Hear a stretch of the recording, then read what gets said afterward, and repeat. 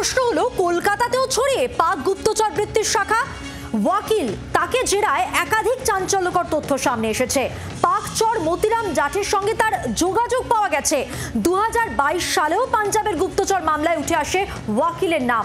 পাঠানকোট থেকে গুপ্তচর বৃত্তির অভিযোগে গ্রেপ্তার কলকাতার যুবককে সিম কার্ড পাইয়ে দেয় ওয়াকিল, অর্থাৎ মতিরাম জাটের সঙ্গে ওয়াকিলের একটা যোগাযোগ পাওয়া গেছে। চাঞ্চল্যকর তথ্য সামনে এসেছে পাকচর মতিরাম জাটের সঙ্গে তার যোগাযোগের ভিত্তিতে। 2022 সালেও পাঞ্জাবের গুপ্তচর মামলায় উঠে আসে ওয়াকিলের নাম। পাঠানকোট থেকে গুপ্তচর বৃত্তির অভিযোগে গ্রেপ্তার কলকাতার যুবককে সিম কার্ড পাইয়ে দেয় এই ওয়াকিল। অর্থাৎ একটা প্রশ্ন বারবারই ঘুরে ফিরে আসছে, তাহলে মতিরাম জাট আর কার কার সঙ্গে যুক্ত ছিল? মাসুদ আলম ব্যবসায়ী, তার কাছ থেকে টাকা পেত ওয়াকিল, সে তাকে সিম কার্ড দিয়েছিল। কথা বলবো, আরো বিস্তারিত জানবো। আপনারা জানেন আমার সঙ্গে রয়েছেন সরাসরি আমাদের প্রতিনিধি পিয়ালি মিত্র। পিয়ালি, ওয়াকিল, এবার ওয়াকিলের সঙ্গে মতিরাম জাট তার একটা যোগাযোগ পাওয়া যাচ্ছে, কি জানতে পারছো এই বিষয়ে?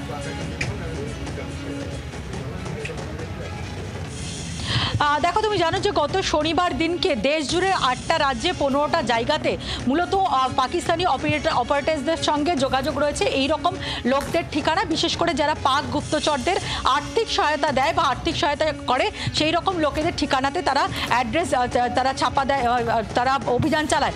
তার মধ্যে মূলত তারা এই মতিরাম জাটের অ্যাকাউন্টে যে টাকাগুলো জমা পড়ে তার ট্রেল খুঁজছিলেন। সেটার মধ্যে যেরকম মোমিনপুরের দোকান কর্মীর হদিশ পাওয়া গেছিল, তার মধ্যে আরও একজন হচ্ছে এই মোহাম্মদ ওয়াকিল, যিনি তপসিয়ার একটি হোটেলে কাজ করেন, এন্টালির বাসিন্দা। এবং যেটা আরও তাৎপর্যপূর্ণ যে এই মোহাম্মদ ওয়াকিলের নাম গুপ্তচর বৃত্তিতে এই প্রথমবার জড়ায়নি। তার কারণ এর আগে 2022 সালে কেন্দ্রীয় গোয়েন্দা সংস্থা সূত্রে যেটা খবর, 2022 সালে পাঠানকোটে একজন যুবককে গ্রেপ্তার করা হয়েছিল, তারও বাড়ি কলকাতাতে। এবং সেই যুবককে গুপ্তচর বৃত্তির অভিযোগে গ্রেপ্তার করার পর যেটা জানা যায় যে তাকে বেশ কিছু সিম কার্ড এই মোহাম্মদ ওয়াকিল পাইয়ে দিয়েছিলেন। ওই যুবকের পাকিস্তানের শ্বশুরবাড়ি ছিল এবং গুপ্তচর বৃত্তির অভিযোগে তাকে গ্রেপ্তার করা হয়। সেই সময়ও কিন্তু মোহাম্মদ ওয়াকিল একাধিক কেন্দ্রীয় এজেন্সির জিজ্ঞাসাবাদের মুখে পড়েছিল।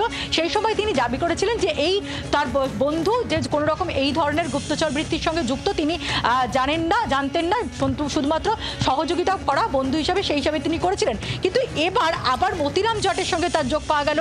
তিনি তাকে টাকা পাঠিয়েছিলেন বলে জানতে পারছেন তদন্তকারী অফিসাররা, ওয়ালেটের মাধ্যমে টাকা পাঠানো হয়েছিল। ফলে গোটা বিষয়টা কাকতালীয় মানতে নারাজ তদন্তকারী অফিসাররা।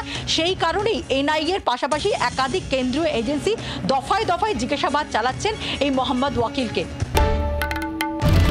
বাংলার আওয়াজ, বাঙালির আবেগ, জি 24 ঘন্টা।